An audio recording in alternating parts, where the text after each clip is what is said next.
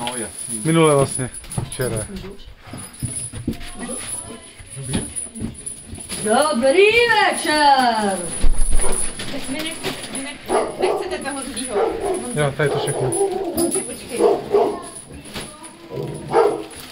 No, tak si tam dávat nebudu. Tady ty Dobrý dvě. večer!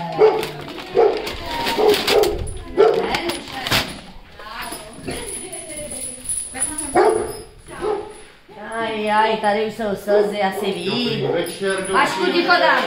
Nestrašně!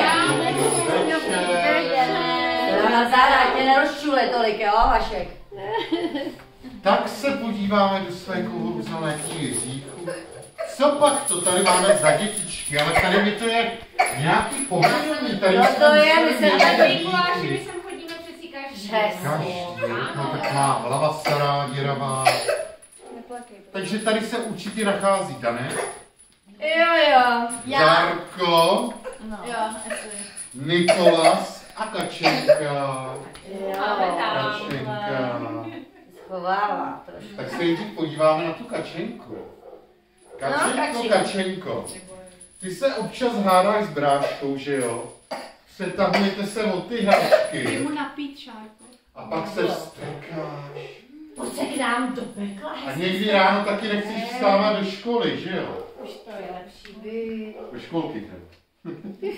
No, ještě dvě chudí Mikuláši, no, Kačenka. Ale Kačenka je taky velká pomocnice, maminky, snaží se vším pomáhat. To my nemáme moc rádi. A poslouchá oba dva rodiče, víš?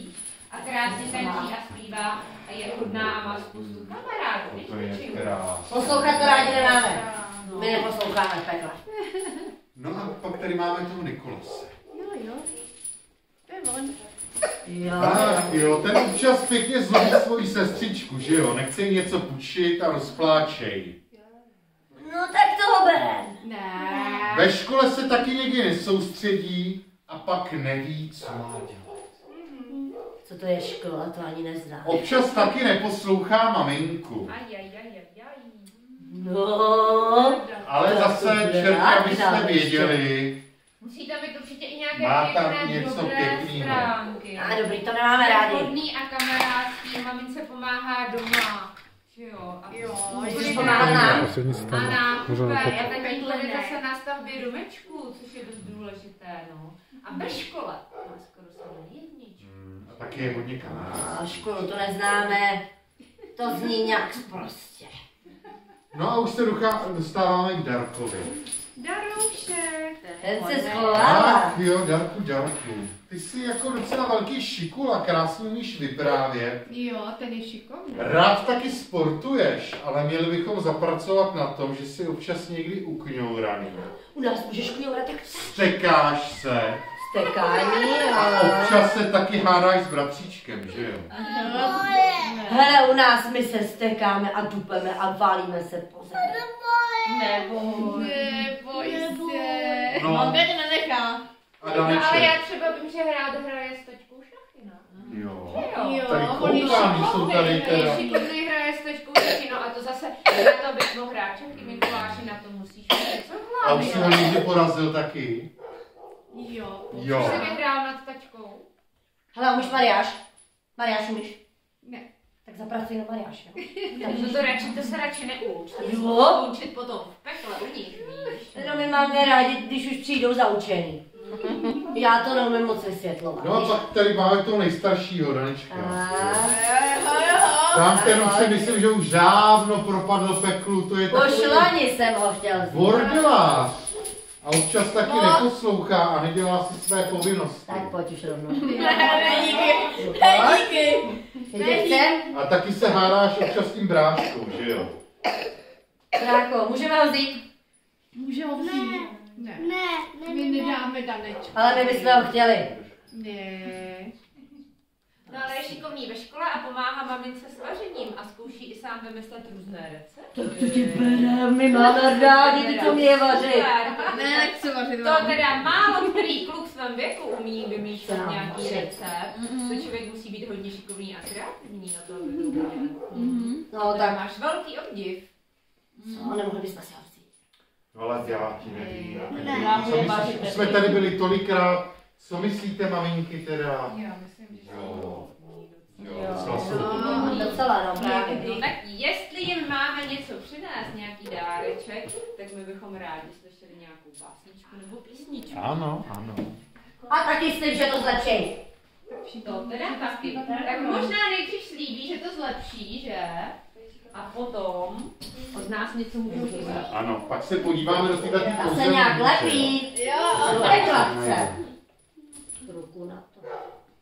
No, ta se tolik nelepí. Dáš mi na to ruku. Tak kdo pak začne? Tak. Neboj se zvláště tomu musí Ta se slíbit. taky tolik nelepí, je to dobrý. Takže co, ty dáš mi ruku? Tak. Ty chceš? No a teď nějakou tu básničku a písničku. Začne, Tak začněte dohromady, ne? Všichni zaspívají. No to by bylo hezké, to tak hezky zní. Dohromady všichni. A my nejsme domluvení. Míku, Tak začni nějakou.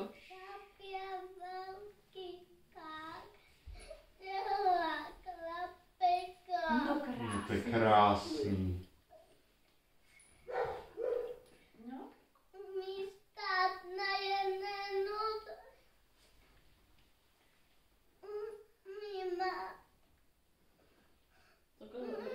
To je dobrý. Jo. To stačí. Dostaví na komín a zvíří Ukrajina.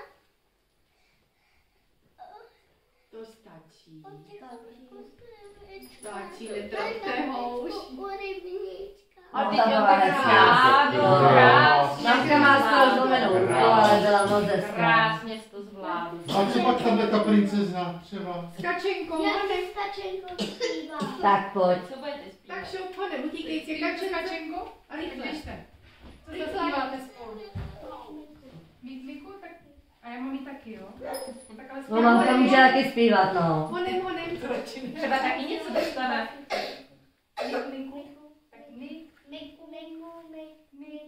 Mikuláš, přišel s čertem na koláž.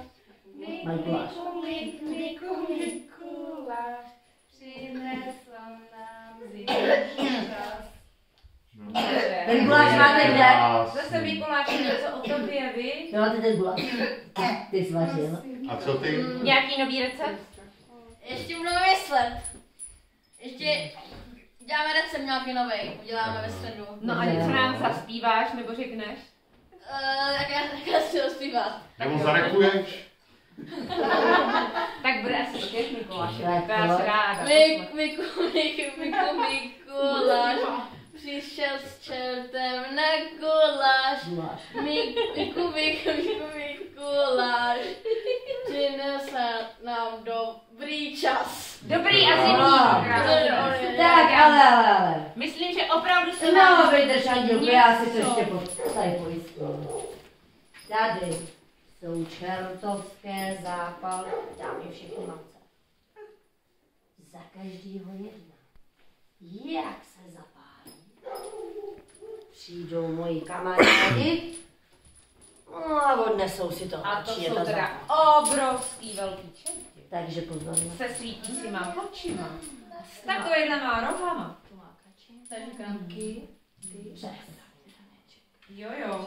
Tak už můžeš, no. Ale já myslím, že strašně od vás nemusíme, protože jste slíbili, že to všechno zlepšíte a my tady pro vás máme nějaké dárečky, tak si tady pro ně A já se pojďte. polepším.